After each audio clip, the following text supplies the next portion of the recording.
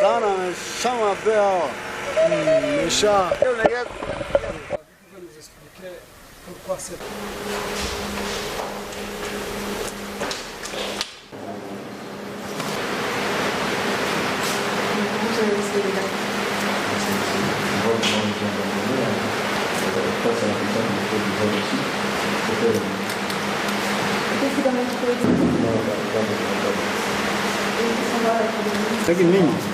Ici, ils ont laissé beaucoup de stocks de...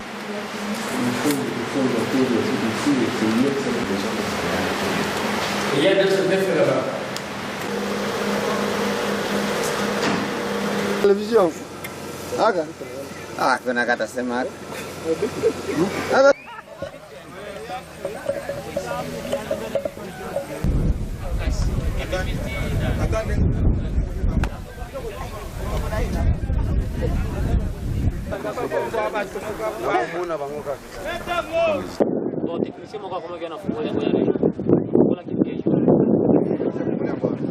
Kuna mtu yuko pale?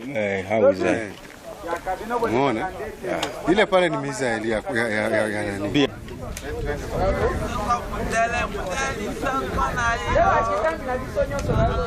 Hiyo ndo gala yake fla. Ya M23? Ya M23.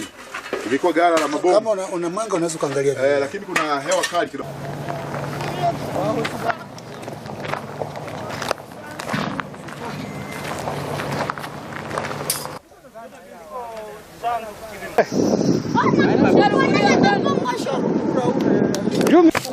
Nabi mapantaro. Ana mko. Patrick yako ile zongoro.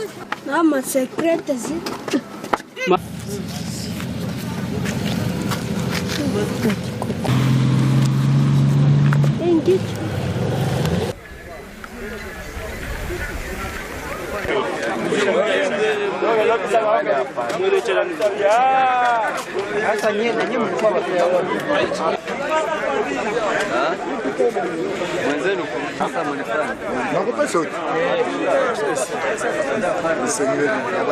Ils ont pris la fuite vers le parc national de Virunga, et probablement vers le Rwanda et d'autres vers l'Ouganda. Nous sommes en train de faire le ratissage à l'intérieur des limites nationales pour voir s'ils ne se cachent pas encore dans les forêts.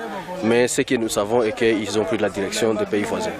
La population de Rutshuru, nous l'avions déjà annoncé que nous étions prêts, nous étions en train de compatir avec elle durant toute une année qu'ils ont enduré avec la rébellion du M23, avec toutes ces exactions. Et maintenant, elle est libérée, c'est un soulagement et c'est une victoire pour tous les Congolais.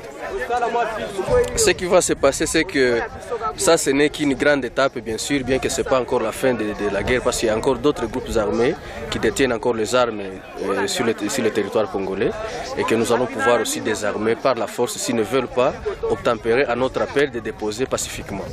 Et donc, après le M23, qui était le groupe le plus vulnérable, il était le groupe le plus dangereux plutôt, et qui avait instauré une administration parallèle, qui avait aussi plusieurs armes, plusieurs munitions avec un soutien extérieur. Vous venez de voir avec moi les stocks d'armement qu'on a récupérés, que ce soit à Rumangabo, que ce soit à Mbuzi, que ce soit ici à Chanzo et à Runyoni.